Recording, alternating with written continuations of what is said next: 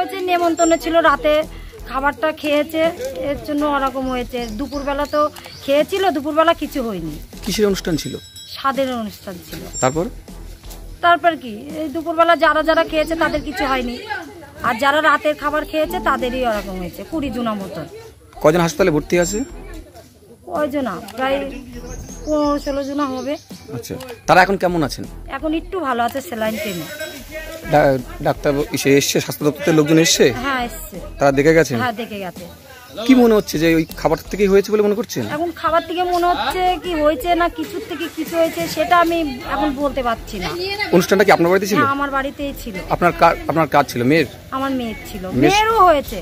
মেয়েও ভর্তি? হ্যাঁ মেয়ে ভর্তি না, মেয়ের মানে পারমেন্ট ডাক্তার দেখায় হসপিটালের, ওইখান থেকে দেখিয়ে আবার বাড়ি নিয়ে গিয়েছে। কি কি এসেছিল, মানে কত লোক নেমন্তন্ন ছিল?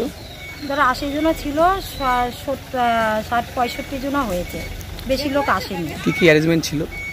পটল চিনি ছিল, মুগের ডাল ছিল, মাছের ঝোল ছিল, আর পায়েস, মিষ্টি, পাঁপড়, চাটনি। আপনার নাম? রীতা দাস। এই জায়গাটার নাম? চাপাতলা। না কিছু এখনো জানতে পারিনি, টেস্ট করার জন্য সব নিয়েছে, এখনো কি সমস্যা ছিল শরীরে? সমস্যা শরীরে আমাদের দুপুরবেলা সব খেয়েছে, কারোরও কিচ্ছু হয়নি। শুক্রবারের দিন কারোরও কিচ্ছু হয়নি, যে রাতে যে খেয়েছে তখনই শুনছি অর্ধেক রাত্রিবেলার থেকে এরকম। কতজন লোকের আমন্ত্রণ ছিল?